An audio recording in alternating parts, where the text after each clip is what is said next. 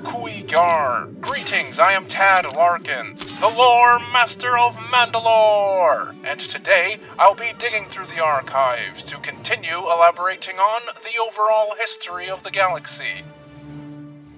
Where we last left off in this series, we saw the creation of the Corellian star system, as well as a number of other galactic anomalies by the Celestials, using technology developed by the insectoid Killik species.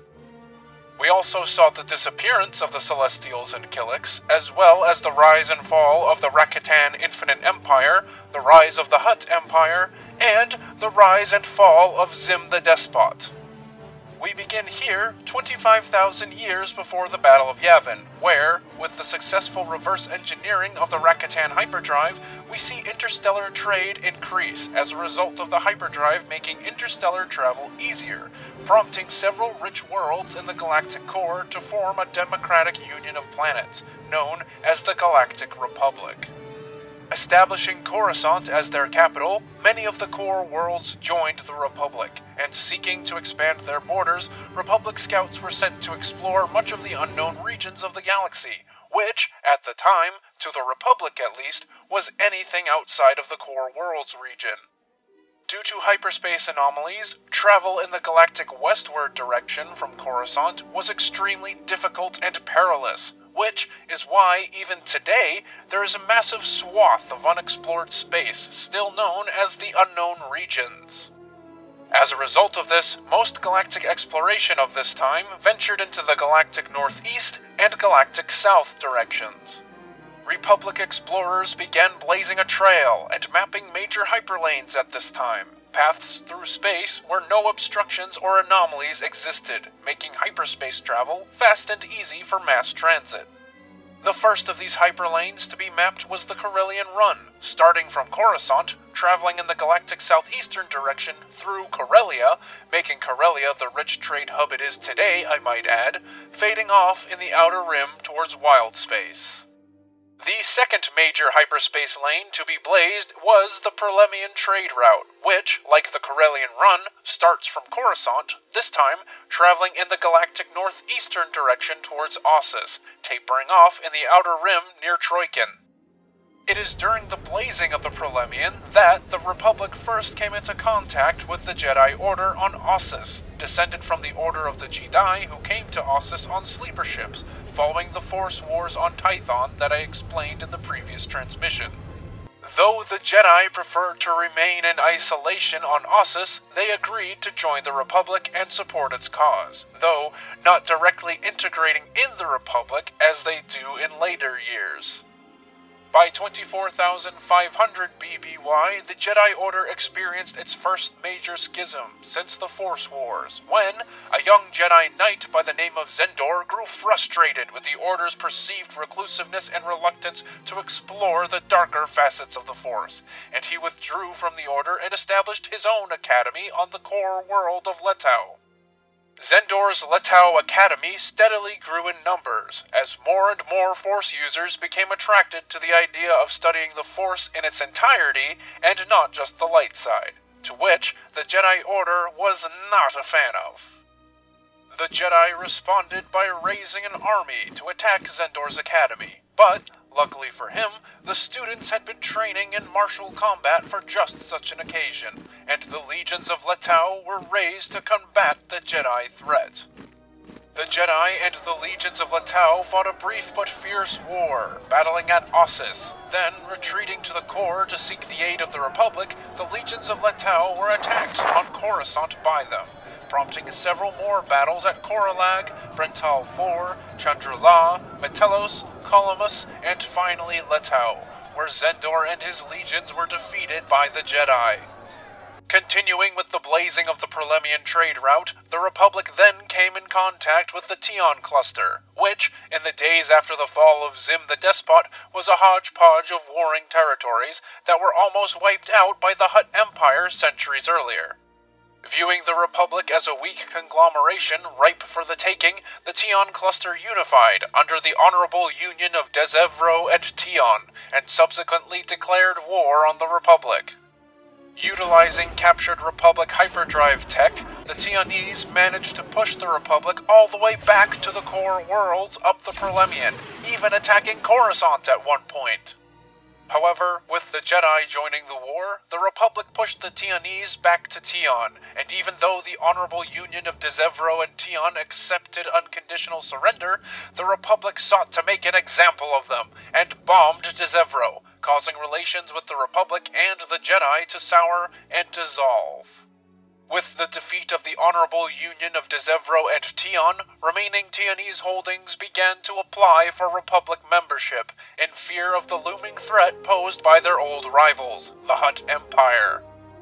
For the next 4 millennia, the Republic continued expanding and exploring, as a multitude of different star systems, planets, cultures, and species were discovered, and by 20,000 BBY, much of the Inner Rim and Colonies region had been settled by the Republic. Towards the end of the Great Manifest period, the planet Alsacan developed rapidly and grew to economically rival Coruscant, and Alsacan then believed it should be the new capital of the Republic, sparking the first Alsacan conflict, one of 17 conflicts that I will glaze over very briefly in this transmission for the interest of time. The first Alsacan conflict lasted for 318 years, and would be concluded with a ceasefire following the Chalet Compromise, mediated by the Bureau of Ships and Services. The second Alsacan conflict would break out 500 years later, and would also be concluded with a draw.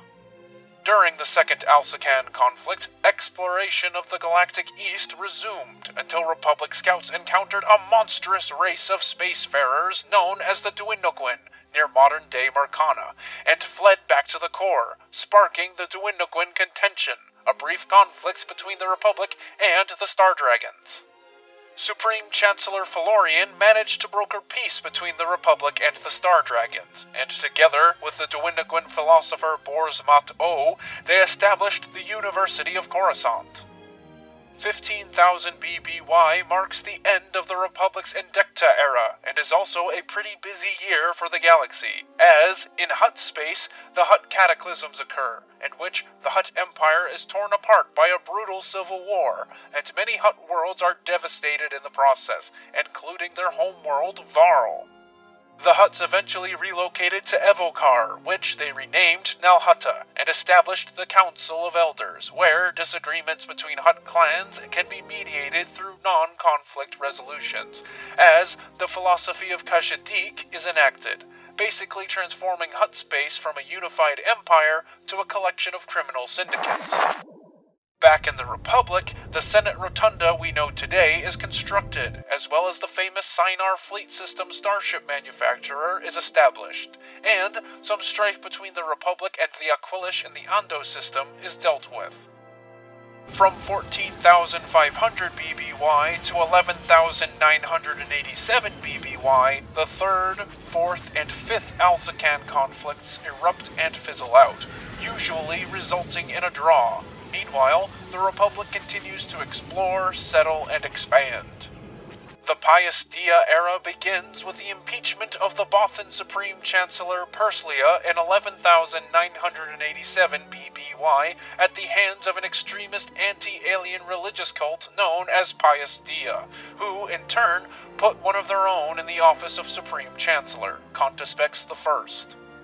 Pious Dea's stranglehold on the Republic lasts for over 1,000 years, as Chancellors Contuspex I through Contuspex XIX launch a series of 34 crusades against various alien species, including the Hutts, Ithorians, Iridonians, Bothans, Ka'amasi, and many, many more, prompting the Jedi Order to sever all ties with the Republic out of abhorrence. Things begin to fall apart for Pious Dea's Republic around 10,967 BBY, when several worlds begin to rise up against Pious Dea, forming the Renunciates, the Jedi Order, and even Alsacan, who, no surprise, was waging a 6th and 7th Alsacan conflict against Coruscant at the time, rallied to the Renunciates' aid, and defeated Contuspex XIX. 10,000 to 7,000 BBY BBY, the Republic resumes normal operations during the Ductavis era, and continues to explore, discover, and expand in the galactic north, south, and east directions.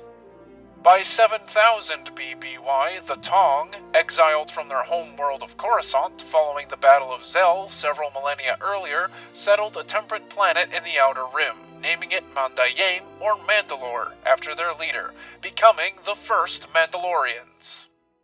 Also during this time, the Jedi Order went through its second great schism, when a group of ambitious young Jedi discovered that they can manipulate life using some of the darker aspects of the Force, something that the Jedi Order found appalling, and they were soon shunned from the Order. Led by Ajanta Pal, Zozan, and Karnus Mur, this group of rogue Jedi used their knowledge of the Force combined with dark alchemy to create grotesque war beasts of great power, and waged war against their former Jedi compatriots. These titanic clashes between dark Jedi and the Jedi Order culminated in the 100 Years of Darkness, which ended in 6900 BBY with the Battle of Corvos. Outgunned and outnumbered, the Dark Jedi surrendered at Corvos, and rather than executing their enemies, the Jedi rounded up what was left of the Dark Jedi and exiled them to an uncharted world on the edge of known space. That world was none other than Korriban, homeworld of the Sith species that I mentioned in the last transmission, and upon their arrival, the Sith marveled at the Dark Jedi with their advanced technology and powerful grasp on the Force, and revered them as gods. Ajanta Pal usurped the Sith King Hakagram Graush and became the first Dark Lord of the Sith, establishing the classic Sith Empire and the Order of the Dark Lords.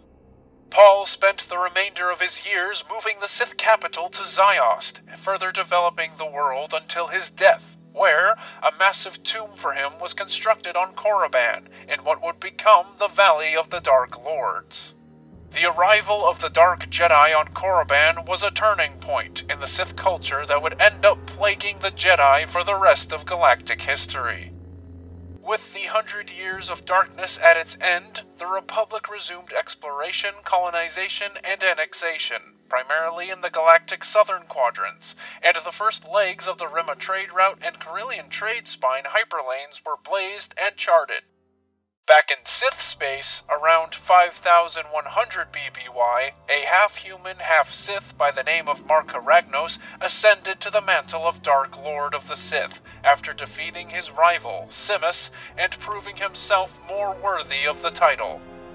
Ragnos would go on to become one of the most ruthless Dark Lords of the old Sith Empire, ruling Sith space with an iron fist, and he would reign for a century until his death.